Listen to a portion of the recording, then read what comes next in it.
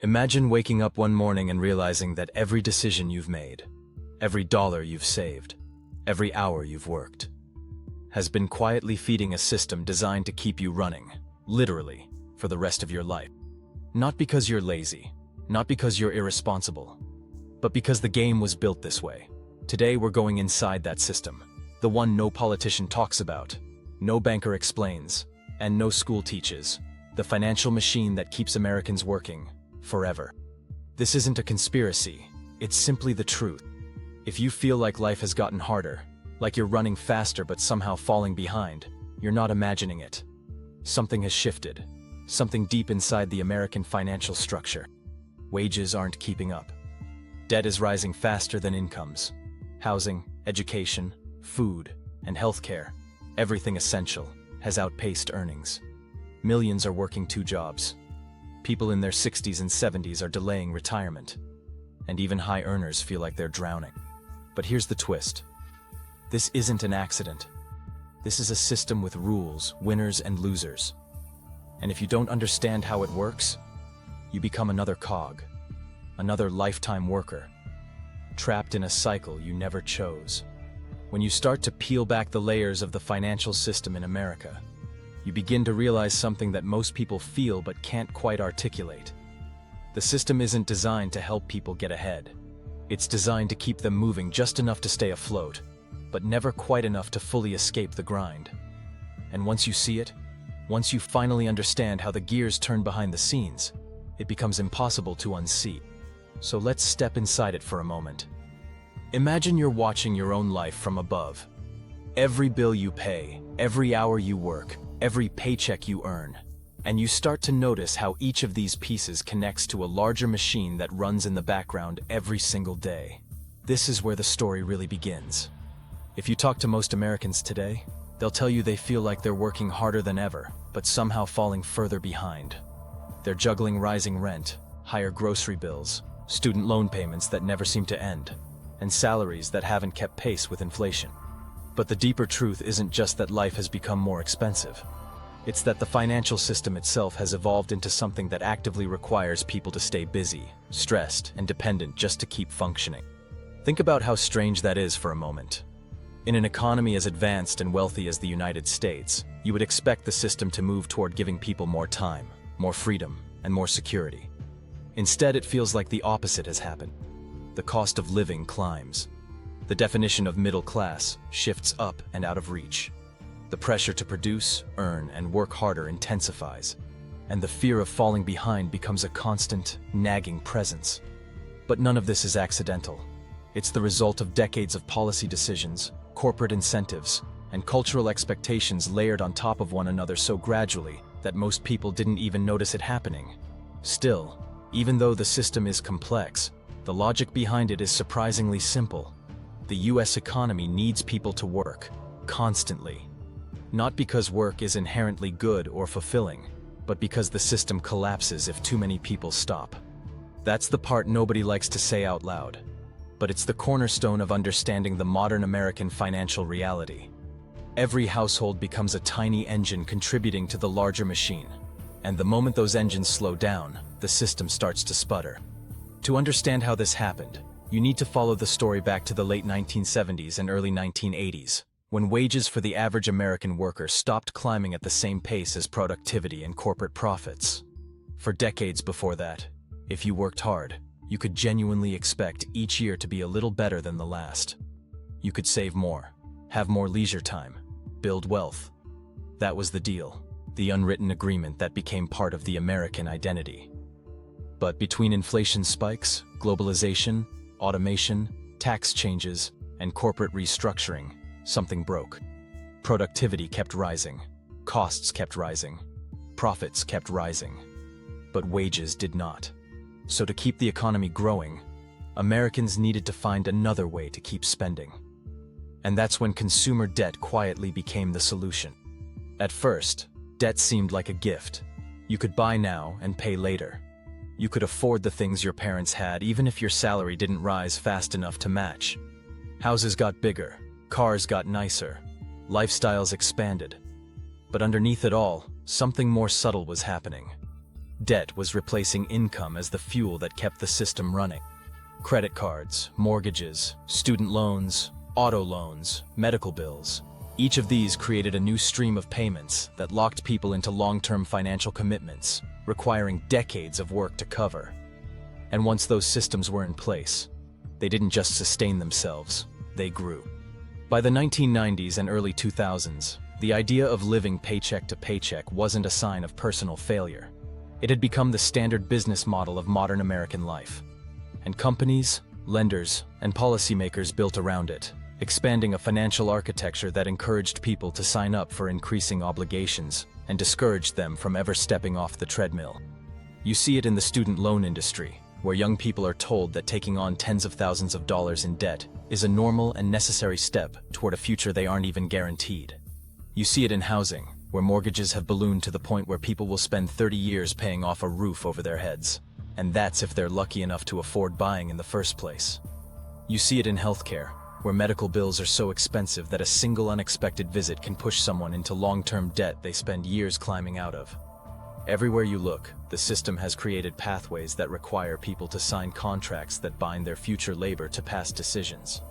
This is where the story becomes even more fascinating. Because when you zoom even further out, you realize that the system doesn't just depend on people working. It depends on them working forever. Retirement, as it existed for previous generations, has become a luxury more than a guarantee. Pensions disappeared. Savings accounts lost their ability to grow meaningfully. The cost of living outpaced the ability to set money aside. And suddenly retirement shifted from a life stage to a math problem that most people can't solve.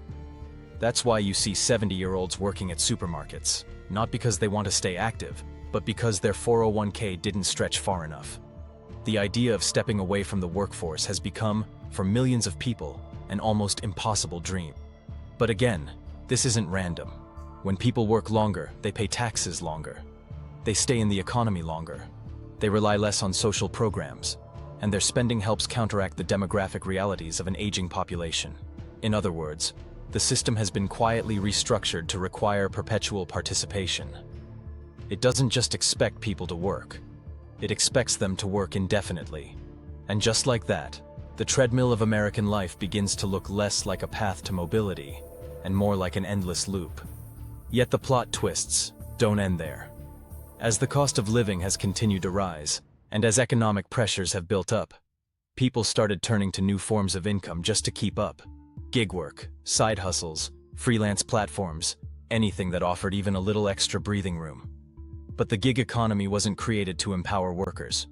It was created to give companies access to labor without having to provide benefits, protections, or stability.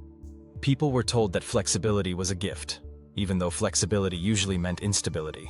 And the only thing truly protected was the profitability of the platforms themselves.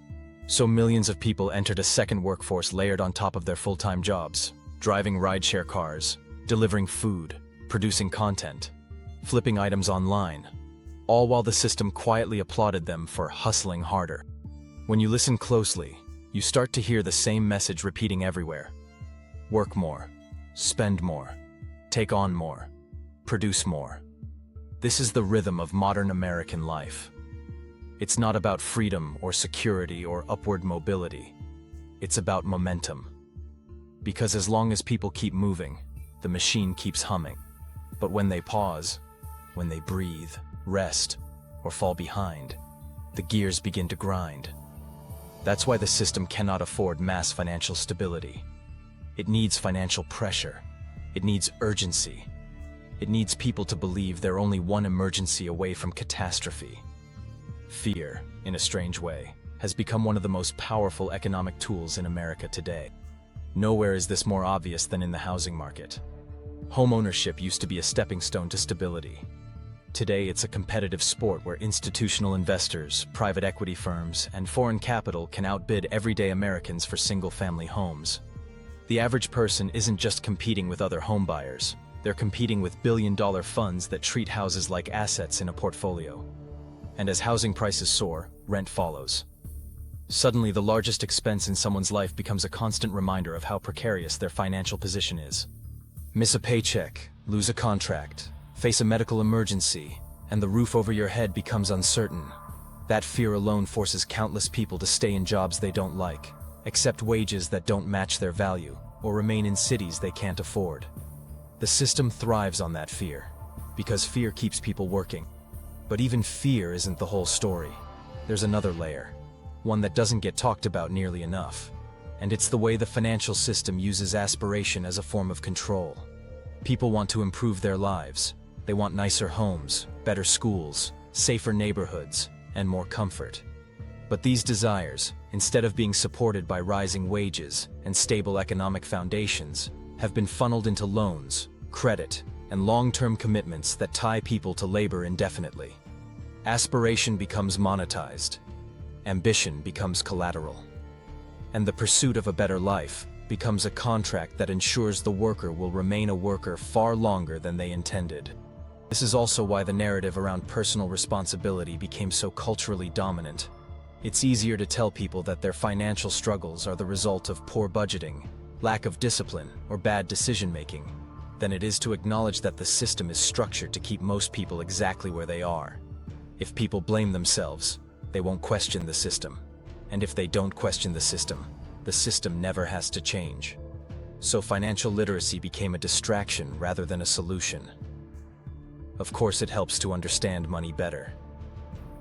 But what good is financial education in a system where the math itself is broken?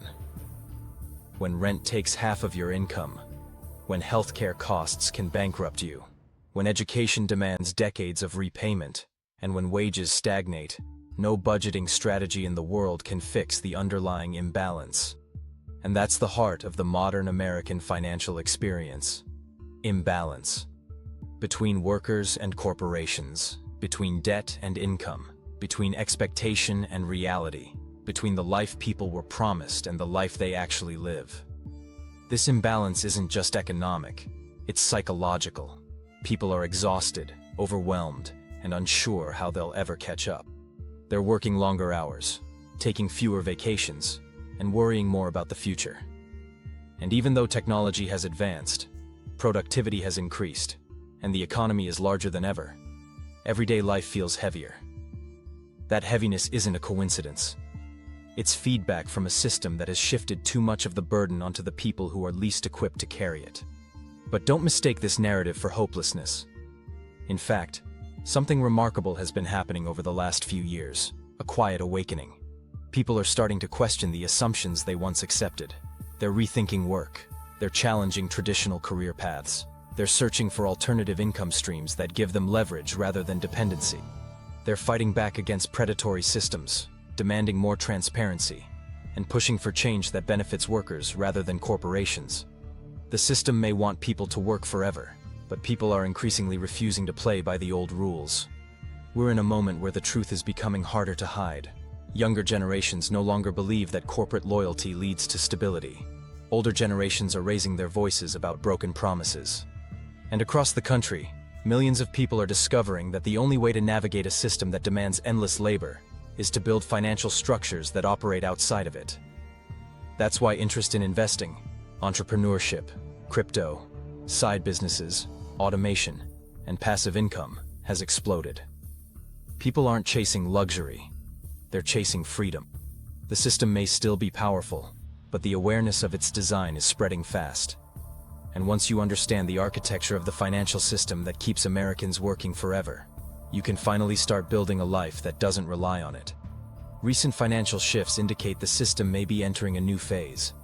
Interest rates remain high. Consumer debt has hit all-time records. Mortgage affordability is the worst in history. Americans are saving less but working more. Retirement ages are projected to increase again. These aren't random trends. They're the logical evolution of a system running exactly as designed. But here's the twist. With technology, remote work, digital income, and decentralized finance, more people than ever are stepping outside the traditional machine. A small shift now could become a massive shift later. Thank you so much for spending your time with me today. I really appreciate you watching. If you found this useful, a like would be fantastic, and subscribing helps me keep creating content you'll hopefully enjoy. Please share your experiences and any questions in the comments. I always try to read and respond. Your support keeps this channel going. Until our next video, take care and have a wonderful day.